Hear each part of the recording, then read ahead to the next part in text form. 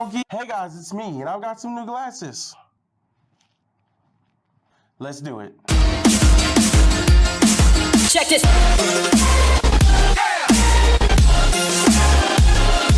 A new day brings a new video blog, and today's vlog is on sleep paralysis. My body, I can't move.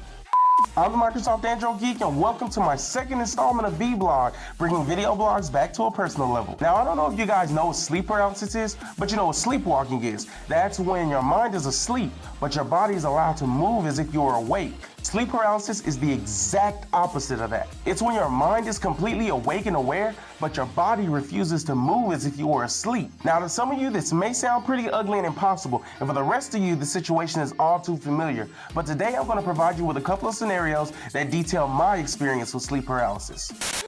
Story! So first off, let me start by saying that I've been experiencing sleep paralysis since I was a child, maybe at 6 or 7. At that time though, it used to be accompanied by a sort of pain, but as I got older, the pain went away, but the paralysis itself never did. So the first instance of sleep paralysis that I'm going to share with you guys happened about 7 months ago. Now in my previous vlog, I mentioned that I'm a Job Corps student, and I was in class one day falling asleep, and don't you dare judge me. So I had fallen asleep with my head on my desk, and when I woke up,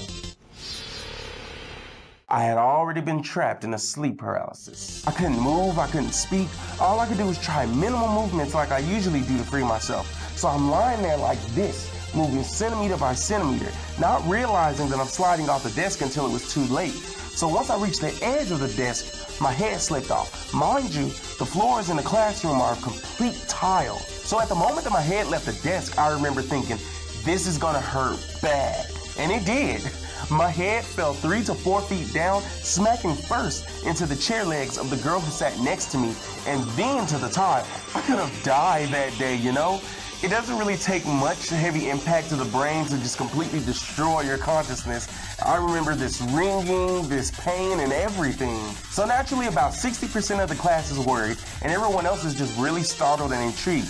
My instructor had actually asked me if I needed to go to the wellness center, and I was like, no, I think I'm good. And then the girl next to me, she says, yeah, I saw you falling. And I said, what is this? Did she intend on catching me with some sort of magical powers? I mean, it would be different if she had done this, but this isn't going to do anything. You know, people typically do that whenever they see something's about to fall. They do this motion, but they never actually extend their arms for a catch. They just freeze. So that's one story. So before I get into the next, I'll tell you guys that I have an RA in my dorm, a residential advisor, who says that she experiences sleep paralysis a lot more often than I do. And we were talking about that one day. Then she decides to show me a video of a woman who was experiencing sleep paralysis. I'll put the link down in the description. Thing about this woman though, is that she was making these noises that I myself had never made during sleep paralysis. And accompanied with her sleep paralysis was a condition called cataplexy. So it made her sleep paralysis a lot longer and most likely more uncomfortable. God bless. So my next story happened about a month after the first, and I was in class falling asleep again, as I usually do get a lack of sleep at night. So I felt my head bobbing like this, and each time my head lowered, I kept trying to lift it up. Like every single time I was trying to lift it up, and when I realized that I couldn't,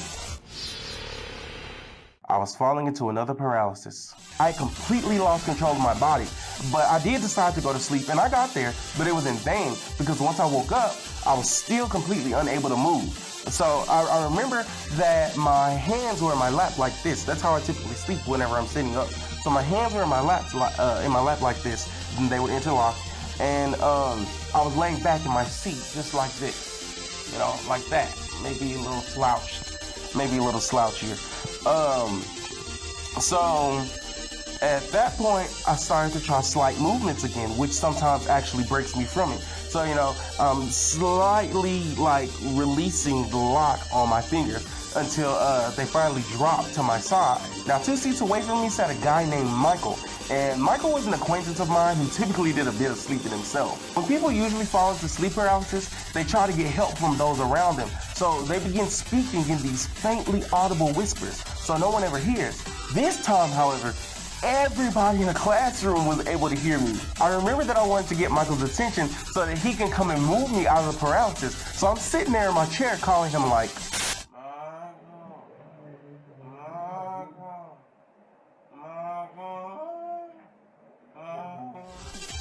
just like that. And I remember that like a few people started laughing at me in the class. Yeah, like at least 3. And that didn't make me stop, because whenever you're in sleep paralysis, you don't really consider logic. Nothing else matters but breaking out of that paralysis. So there I am, squealing away, and there's the class laughing. And in an instant, I sprung back to life and I just pounded on the desk as soon as I did. So it was something like, damn it! And yeah, I screamed, damn it, because it was just so embarrassing. So when I got control over my body, I remember I jumped out of my chair and I went all out on the whole classroom. I'm like, y'all just gonna leave me there making all that noise and blah, blah, blah, blah. And I could have been having my worst nightmare. Didn't nobody want to come see what was going on because I was just so mad.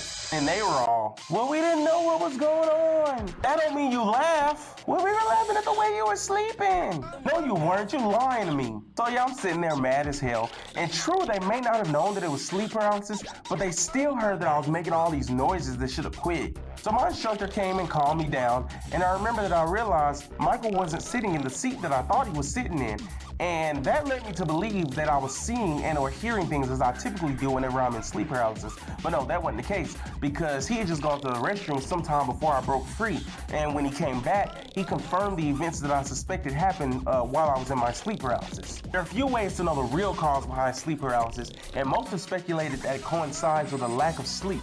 And my RA, she says that stimulants can cause sleep paralysis. So I've never taken any stimulants myself, but I have experienced many a sleepless night. Sleep paralysis really is the ultimate genjutsu for all my Naruto fans out there. Like Itachi just straight on your shit, and that's it. So that was the last time I experienced a sleep paralysis episode, and that was about 7 months ago. And I only pray that the next time I have one, it's not in public. Well, guys, that's a wrap. I really hope you enjoyed the story. Don't forget to hit the thumbs up, subscribe, and comment below if you want to share your experience with sleep paralysis. Until the next, I'm the Microsoft AndroGeek, and thanks for watching this installment of Vlog. I'm out.